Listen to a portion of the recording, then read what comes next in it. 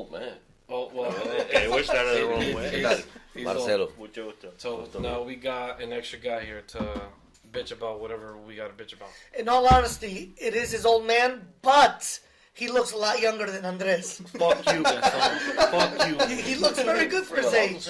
Huh? Of course. Yeah.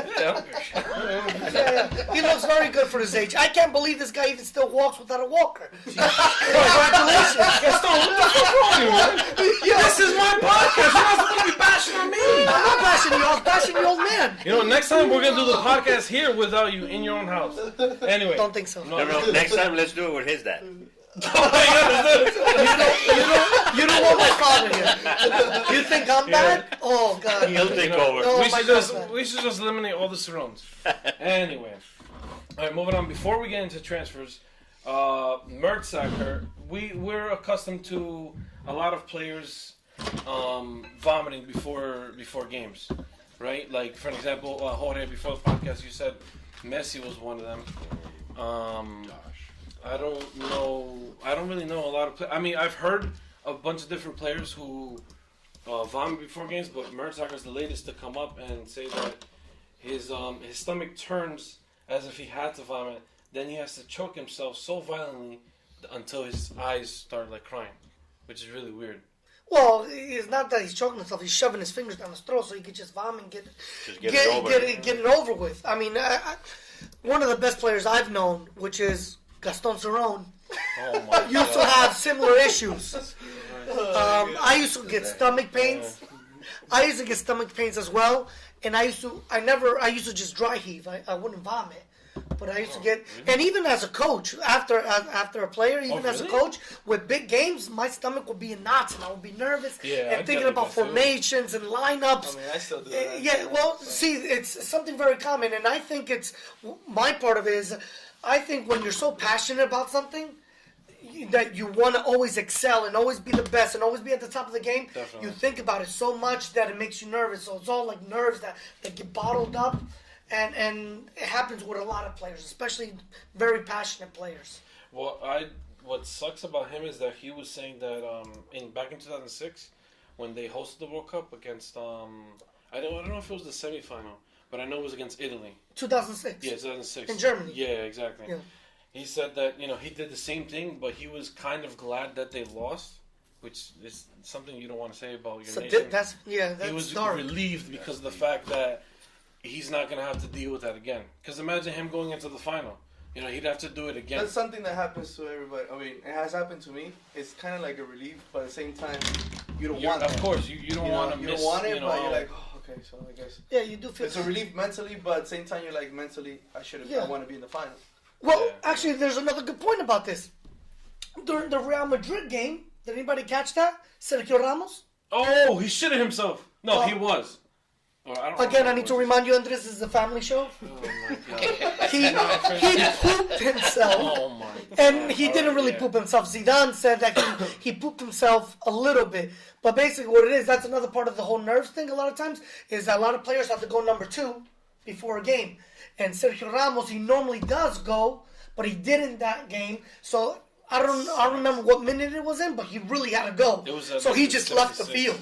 He ran off the field to go. Crazy. Yeah, he literally ran off the field. He ran off the field. They already used all 3 subs. Yeah. And he just took off. He had to go use the bathroom. He went to the locker room and he just. Which, by the way, when you guys look up the podcast, I'm going to upload a photo of what he did and his shorts. That's disgusting. Oh, Lord. We don't want that shit. All I'm going to say is didn't slide tackle anybody, and that's not dirt.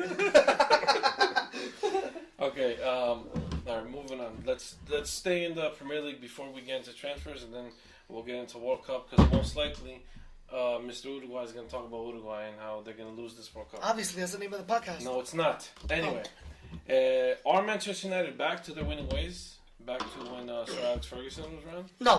Well, stats say that when he ended his career with Manchester United, they ended with 28 wins. Ever since then, no manager has accomplished a record as close to his. David Moyes only stood there for about 8 months, so he didn't get that many wins. He didn't get a chance. Yeah, exactly. He didn't get the chance. Louis van Gaal had 2 seasons, and he managed to get 19. Still not close enough to 28. Mourinho, right now, he has 28 games, and he has 8 left. so he can accomplish the same record as Sir Alex Ferguson. But aside from stats, do we see any change in? No, I don't see any change at all. I think each coach has his own philosophy. And Mourinho's philosophy is atrocious. I think he's a great coach. But like I've said before, he is the type of coach that could milk players to get the best out of them when they're not creative.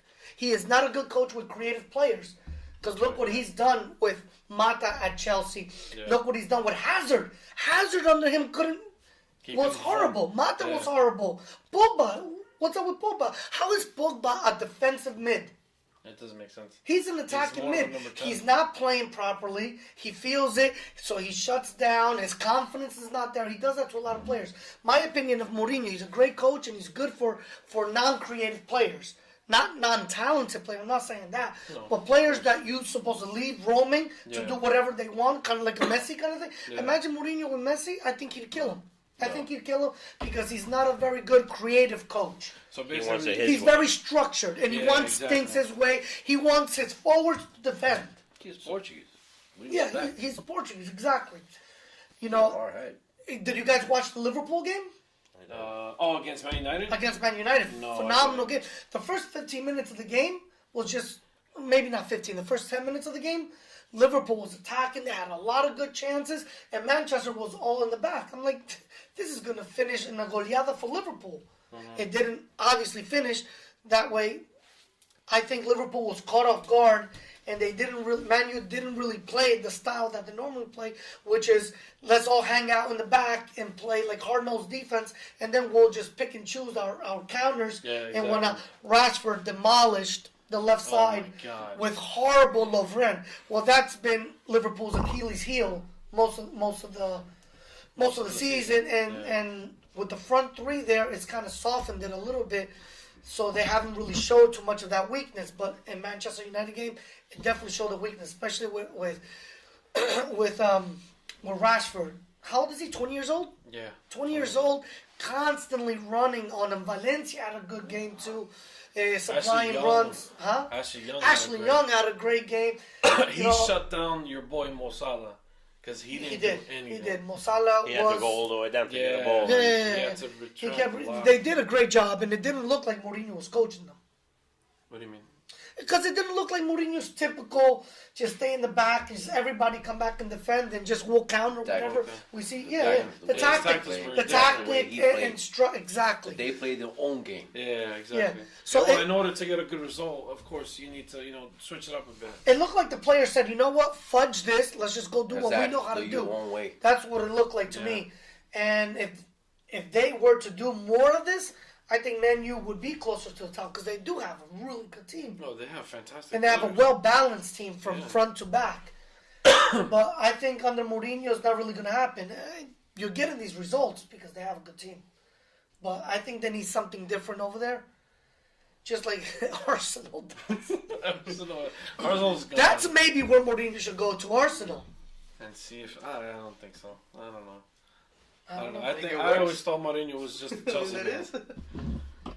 Mourinho doesn't even think he's a Chelsea man. He said the other day. So what about the Chelsea and coming? Well, yeah. And actually, that's the other thing I like about Mourinho. What he does is take the heat off his own team. Yeah, he does. He does say, you know what? No, it's me. It's me. You guys want to talk something? It's me. He does assume responsibility for his team's actions. And a lot of times he does a lot of these crazy things where he pushes a player or he talks crap about the referees to take focus off the team so they don't get bashed and it's they smart. don't... Yeah, which is smart. He just plays mind He's games. very good at that part of it. Especially in his...